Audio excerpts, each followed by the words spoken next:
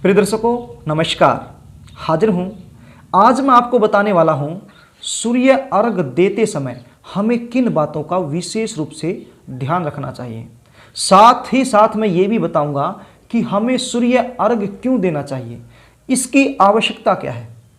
देखिए, जन्म कुंडली में सूर्य देव पिता के कारक माने जाते हैं। साथ ही साथ सरकारी क्षेत्रों से जो लाभ हमें मिलना होता है उसका विचार भी सूर्य देव से ही किया जाता है। समाज में मान सम्मान पद प्रतिष्ठा किस प्रकार का रहने वाला है, इसका विचार भी हम सूर्य से करते हैं।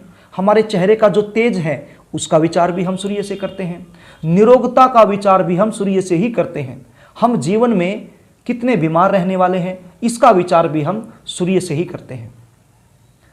यदि जन्म कुंडली में सूर्य कमजोर अवस्था में बैठे हुए हैं तो पिताजी का स्वास्थ्य कमजोर रहेगा, हमारा खुद का स्वास्थ्य कमजोर रहने की संभावना बन जाती है।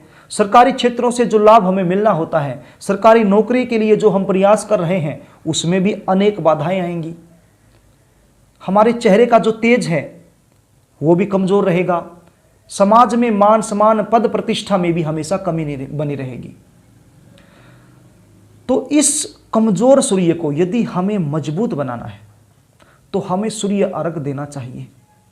सूर्य भगवान को अर्घ देकर हम अपनी जन्म कुंडली में जो कमजोर सूर्य है उसको मजबूत बना सकते हैं। और जन्म कुंडली में जब सूर्य मजबूत अवस्था में आ जाते हैं तो फिर हमारे जो पिता हैं उनका स्वास्थ्य भी सही रहेगा, हमारे खुद का स्वास्थ्य भी सही रहेगा। सरकारी नौकरी के लिए यदि हम प्रयास कर रहे हैं उसमें भी हमें सफलता मिलेगी। अब बहुत सारे बच्चों के मेरे पास फ़ोन कॉल्स आते हैं कि सर हम सरकारी नौकरी के लिए प्रयास कर रहे हैं, हम परीक्षा देते हैं, लेकिन जब रिजल्ट आता है तो हम कभी 1 नंबर से, कभी 4 नंबर से, कभी 2 नंबर से रह जाते हैं, बात नहीं बन पाती है। जब मैं उनकी जन्म कुंडली देखता हूँ तो सूर्य कमज़ोर अवस्था में मिलते हैं। तो यदि सूर्य मजबूत अवस्था में है तो आप किसी से भी बात करेंगे तो सामने वाले पर आपकी बातों का पॉजिटिव इफेक्ट पड़ेगा। तो प्रिय दर्शकों, इसलिए सूर्य को अर्घ देना चाहिए। अब सूर्य को अर्घ देते समय किन बातों का हमें ध्यान रखना चाहिए उसकी चर्चा कर लेते हैं। कार्यक्रम को आगे लेकर के चलूं इससे पहले आपसे निवेदन करना चाहूंगा, यदि आप चैनल पर नए हैं तो चैनल को सब्सक्राइब कर लें, बेल आइकन को भी प्रेस कर लें ताकि हमारी आने वाली जो नई वीडियो है उसका नोटिफिकेशन आपको मिल सके और वो वीडियो आप आसानी से देख पाएं। तो प्रिय दर्शकों, पहले तो मैं आपको समय बता देता हूं किस समय हमें सूर्य को अर्घ देना चाहिए। उगते हुए सूर्य को यदि हम अर्घ देते हैं तो यह सबसे अच्छा समय होता है। यदि उगते हुए सूर्य को ना दे सकें तो फिर कम से कम 8 बजे तक तो आप सूर्य को अर्घ दे दीजिए। वैसे तो आप 9 बजे भी दे सकते हैं, 10 बजे भी दे सकते हैं, 11 बजे भी दे सकते हैं, लेकिन जो सही समय है उसकी मैं बात कर रहा हूं। आप कोशिश कीजिए 8 बजे तक तो सूर्य को अर्घ दे दीजिए। और यदि उगते हुए सूर्य को आप दे रहे हैं तो उसकी तो बात ही कुछ और है। जब आप सूर्य को अर्घ दे रहे हैं तो आपके पास तांबे का पात्र होना चाहिए। उस तांबे के पात्र में जल भर करें, उसमें लाल रंग के फूल डाल लीजिए, थोड़ी सी रोली, कुमकुम, लाल सिंदूर आप उसमें डाल लीजिए। उसके बाद सूर्य भगवान को अर्घ दे दीजिए। अब आपको अर्घ किस प्रकार से देना है, आपने लोटा अपने दोनों हाथ में लेना है और लोटा आपका जो सिर है उससे लगभग 8 इंच ऊपर आपने करना है। ध्यान से सुनिए, आपका जो सिर है उससे 8 इंच ऊपर लोटा होना चाहिए और फिर आपने धार लगानी है।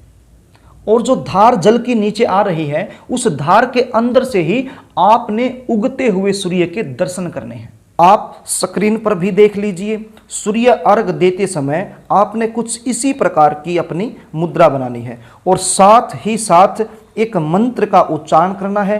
मंत्र भी आप स्क्रीन पर देख लीजिए।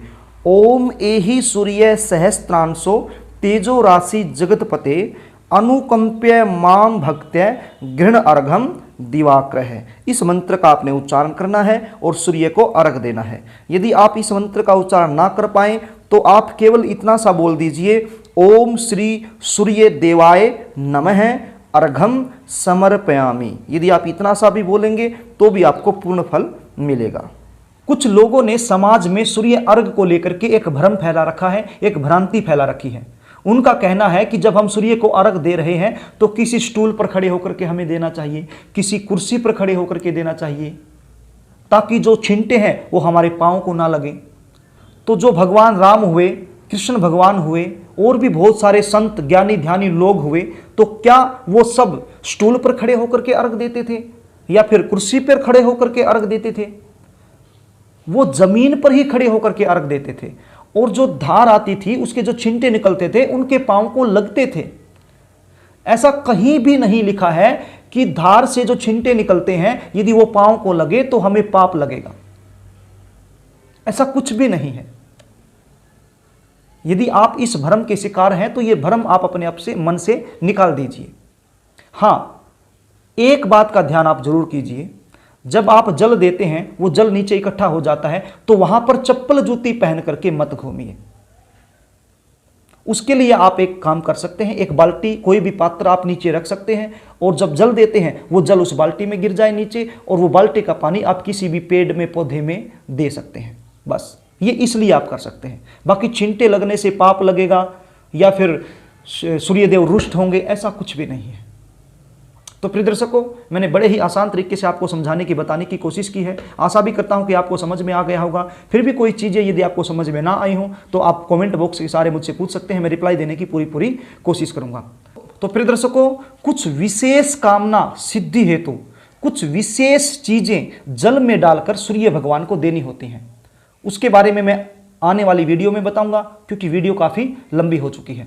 तो प्रिय दर्शकों, यदि आप अपने बच्चों की जन्म कुंडली मुझसे दिखाना चाहते हैं या खुद आप अपनी जन्म कुंडली का विश्लेषण मुझसे करवाना चाहते हैं, जीवन में चल रही समस्या से आप छुटकारा पाना चाहते हैं, तो स्क्रीन पर दिए गए नंबरों से आप मुझसे संपर्क कर सकते हैं। स्क्रीन पर दिए गए व्हाट्सएप नंबर पर आप अपनी date of birth, birth time, birth place WhatsApp कर सकते हैं और मुझसे अपनी एवं अपने बच्चों की जन्म कुंडली का सटीक विश्लेषण करवा सकते हैं। तो प्रिय दर्शकों, आज के लिए बस इतना ही। कल फिर मिलेंगे, तब तक के लिए नमस्कार।